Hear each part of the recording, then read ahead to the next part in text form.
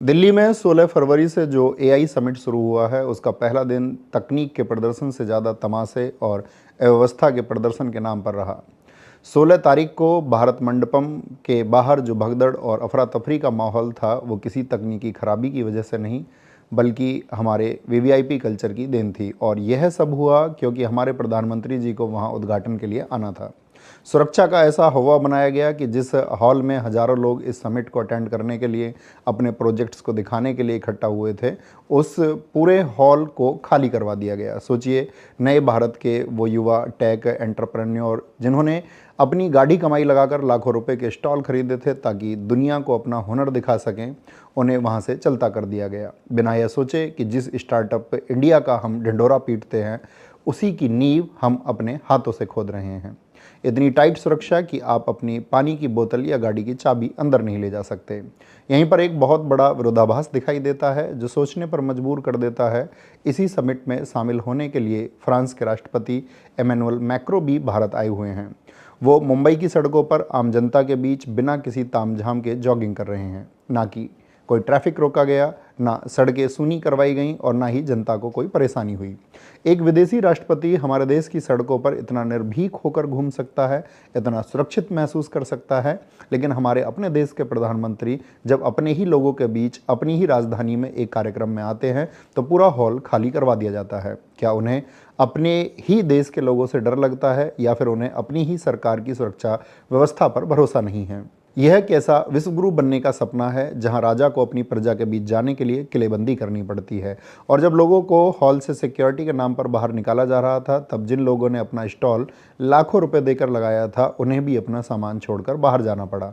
उन्हें लगा कि सिक्योरिटी है तो सामान सुरक्षित रहेगा, लेकिन उन्हें नहीं पता था कि सामान चोरी हो जाएगा। बंगलुरु के धनंजय यादव, जो नियो सैपियन के फाउंडर हैं, बेचारे अपना एआई वियरेबल डिवाइस दुनिया को दिखाने आए थे। सिक्योरिटी वालों ने कहा, सर पीएम साहब आ रहे हैं, आप बाहर जाइए, सामान की जिम्मेदारी हमारी। ये बेचारे बाहर गए और मोदी जी के फोटोशूट और तामझाम के बाद जब 6 घंटे बाद उन्हें वापस हॉल में एंट्री मिली, तो उनके स्टॉल से उनके गैजेट साफ हो चुके थे। वहाँ रे डिजिटल इंडिया, जहाँ परिंदा भी पर नहीं मार सकता, वहाँ चोर पूरा स्टॉल साफ कर गए। धनंजय भाई पुलिस के पास गए तो पता चला कि वहाँ के सीसीटीवी भी शायद मोदी जी के फोटोशूट पर थे, जिस वजह से पुलिस भी उनकी मदद नहीं कर पाई। और इस समिट में आत्मनिर्भरता का मजाक तो तब बना जब हमारे रेल मंत्री अश्विनी वैष्णव जी, जो आईटी मिनिस्टर भी हैं और इस समिट की देखरेख और सुरक्षा व्यवस्था इनके मंत्रालय के अंतर्गत ही है, उन्होंने समिट की एक वीडियो शेयर किया और गलगोटिया यूनिवर्सिटी के एक रोबोट डॉग को भारत का सॉवरेन मॉडल बताकर खूब तालियां बटोरी। लगा कि वह क्या इनोवेशन है, लेकिन सोशल मीडिया के इस दौर में झूठ ज़्यादा देर तक टिकता नहीं है। जनता ने तुरंत पकड़ लिया कि जिस रोबोट डॉग को ओरियन बताकर पेश किया जा रहा है, वो असल में चीन की कंपनी यूनिट्री का बनाया रोबोट है, जो इंटरनेट पर 2.5 से 3 लाख रुपए का मिलता है। पर यूनिवर्सिटी ने इसे 2.5 करोड़ का बताया और मेड इन चाइना का टैग हटाकर अपना स्टिकर चिपका दिया और हो गया मेक इन इंडिया। जब पोल खुली तो फजीयत हुई, तो यूनिवर्सिटी ने भी ट्विटर पर एक गोलमोल सफाई देकर पल्ला झाड़ लिया कि हम तो बस उससे सीख रहे थे।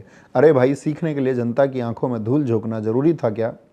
जिस मंच से हम दुनिया को टेक्नोलॉजी सिखाने चले थे, वहाँ चीनी माल को अपना बताकर हमने अपनी ही साख पर बट्टा लगा दिया। व्यवस्था का हाल तो यह है कि डिजिटल इंडिया के इस सबसे बड़े इवेंट में इंटरनेट ही गायब था। डेमो फेल हो रहे थे और खाने पीने की चीज़ों को खरीदने के लिए कैश मांगा जा रहा था।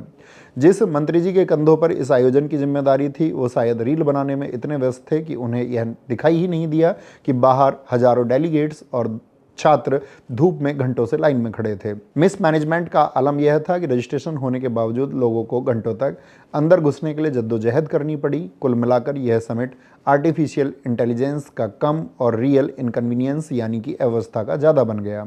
जहां विदेशी मेहमान सादगी से सड़कों पर दिल जीत रहे हैं, वहीं हम अपनी ही जनता को अपनी झूठी शान और वीवीआईपी प्रोटोकॉल के नीचे कुचल रहे हैं। वैसे इस बारे में आप क्या सोचते हैं, यह जरूर बताएं। जय हिंद, जय भारत।